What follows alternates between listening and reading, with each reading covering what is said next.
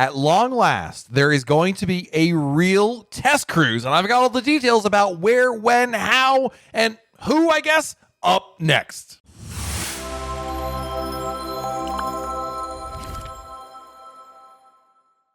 Hey everyone, it's Matt from RoyalCaribbeanBlog.com, and I don't know if you can believe it, pinch yourself, there's actually going to be our first test cruise. Yeah, that's right, Royal Caribbean announced the first test cruise to occur has been scheduled. Royal Caribbean has received permission from the CDC to start test cruises for Freedom of the Seas out of Miami. That is correct. Royal Caribbean President and CEO Michael Bailey confirmed the news that the CDC has in fact approved Freedom of the Seas to begin test cruises in June. Now, Royal Caribbean mentioned last week that they had actually applied to the CDC to do a test cruise, but they didn't say which one it was. And anyway, fast forward 2 business days later, they have received permission. According to the letter the CDC shared by Mr. Bailey, the test cruise can commence June 20th, 2021.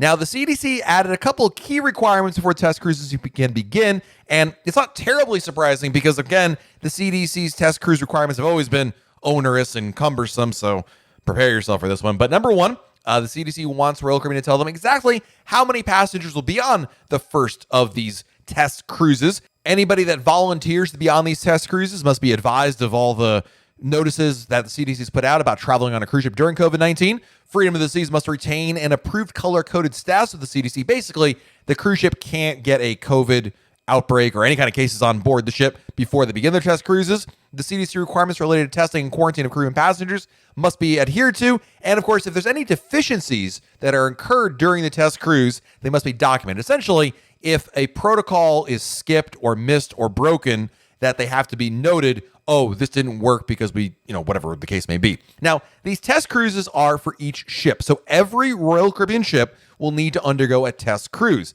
If you saw the video I posted earlier this week from Royal Caribbean Group Chairman and CEO Richard Fain, he talked about that Royal Caribbean International will not be going down that route of mandating 95% of its passengers and 98% of its crew members be fully vaccinated. That is something that Celebrity Cruises and Silver Sea Cruises will be doing, but not Royal Caribbean. Essentially, Royal Caribbean has too many kids on board their ships, so they can't hit that threshold. That being said, guests on board these test sailings will need to be vaccinated, although the CDC did say that there could be the potential for somebody who is not vaccinated to go on board if they have written documentation from a healthcare provider or must self-certify that they aren't at a heightened risk for COVID-19. Now, how will they pick all these volunteers for these test cruises? Can I go on one of those? Well, I'm wondering the same thing. We don't exactly know yet. While Royal Caribbean did take applications, and still are, by the way, there's a form, I'll link to it in our below this video on how you can sign up to be a test cruiser. They haven't actually said if they'll choose anybody from the public or whom they're going to be choosing. Basically, the CDC has told the cruise lines, if you wanted to do a test cruise, you need to have volunteers who are not being paid to go on there. So that means basically you can't have employees that are being paid to be essentially test cruises, volunteers. So instead, you got to have people who could be maybe members of the public. But traditionally, when cruise lines have done these kind of test cruises, they call them shakedown cruises in the industry. A lot of times they are ship employees who are going on these cruises on their own. So they're not like, part of their work process, but they're also not being paid to go on there. Also, travel agents are usually a type of group that is usually brought on to some of these test cruises, but there very well could be members of the public, someone like yourself or myself, who might be invited to go on these test sailings. Now, this is the one of many. Last week, Royal Caribbean did say that they actually applied for several ships to be able to get approval for test cruises. So there will be more cruises that will be doing this. It's just a matter of when and where. Royal Caribbean has been pretty consistent by saying that they're not going to have, obviously, every single ship restarting at once. It's going to be a phased-in approach with a couple ships starting up and then more following them. So if you're wondering, what about this ship or that ship or this ship out of this port, it remains to be seen exactly how and when that will occur. The bottom line is things are moving, and that is the most important thing right there. So what happens during these test cruises? Well, these test cruises, also known as simulated voyages, are when cruise lines basically operate with these volunteers in order to demonstrate that these protocols that the cruise lines have come up with to protect against COVID-19 actually work. These aren't cruises you can book, but are, again, limited to voyages where certain invitees are brought on board to go through these necessary steps and procedures to ensure that every cruise ship can be run safely. Now, if this sounds like a great vacation to you, sure, it is a quote-unquote free cruise, but there's going to be a lot that's going on board. The CDC wants the cruise lines to go through and test out really some of the worst case scenarios because they had to make sure that everything is going to work right if they actually encounter some of that. So during a test cruise, each test cruise must be anywhere between 2 and 7 nights with at least 1 overnight stay, including going through embarkation, disembarkation, and post-disembarkation testing. And for what it's worth, the CDC recommends a minimum voyage length of 3 days with 2 overnight stays.